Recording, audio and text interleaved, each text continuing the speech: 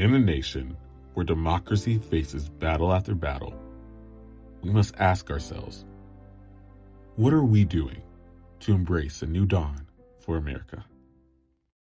Good evening. My name is Alexander Brown, president of Count Me In to Do the Right Thing.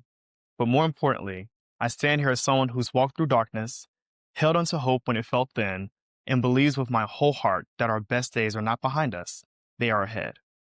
Tonight, I stand before you as a lover of this country, a dreamer of what we can become, and a fighter for the future we deserve.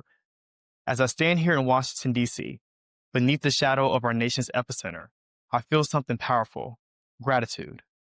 Gratitude for those who came before us, for those who rose in moments darker than our own, for those who fought, endured, and believed in a future they would never live to see. And this year has tested every one of us. Adversity didn't knock, it kicked down the door. Optimism was shaken. Hope was stretched thin. Some days felt like years. Some nights felt endless. And some of us carried burdens we never spoke aloud. But hear me tonight. Tonight is not about retreat. Tonight is about renewal. These are not words of regression. They are words of revival.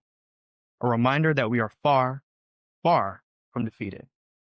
Next year marks 250 years of the American experiment, a quarter millennium of struggle, triumph, and transformation. And as we approach that milestone, we are called, not as partisans, but as people, to carry the work forward. And if you know me, you know I talk about the future constantly, not because it's distant, but because it's at our doorstep. It's real, it's urgent, and it's ours to shape. And within our personal futures, there's something that binds all of us. A belief that the floor is too low for anyone's potential, and the sky is too small to contain our dreams. But before we reach that sky, we must face the truth of today. Our nation is strong, but it is hurting. We have wounds that need healing, inequities that must be corrected, divides that must be bridged. And through all of this, we must care for ourselves as intentionally as we care for others, because we cannot lift the world if we are running on empty. And I want to speak to the person out there who feels unseen, the one smiling outside but collapsing on the inside. You are not alone. We see you. We feel you. We stand. Your struggle matters. Your story matters. You matter. And even when the world feels unbearably heavy, there are hands, some familiar, some not, reaching for you. And America has faced impossible moments before. Wars, recessions, movements and reckonings that reshaped the soul of this nation. And every single time, ordinary people stood up, stepped forward, chose courage over comfort, unity over division, hope over despair, and that spirit is alive today, right here, right now. And as we enter the next 250 years, I want to ask you something deeper. What will you make of this moment?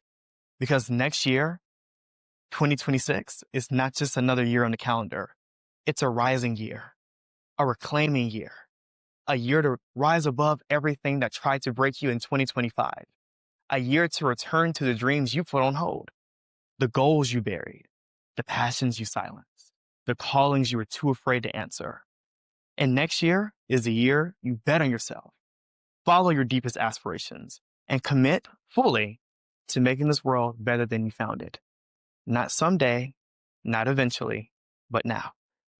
Because the world needs your gifts, your voice, your brilliance, your fire, and the future is waiting on you to take the first step. So tonight, leave here not with fear, but with determination, not with heaviness, but with clarity, not with doubt, but with conviction that you were born for such a time as this. And let us walk into next year with strength in our stance, compassion in our actions, with courage in our hearts, and an unwavering belief that with God, we ourselves are the one who shapes what comes next. Because we are not standing in the shadow of history. We are standing on the edge of a new era. And the story of the next 250 years begins with us. Thank you. God bless you. And may God bless the United States of America.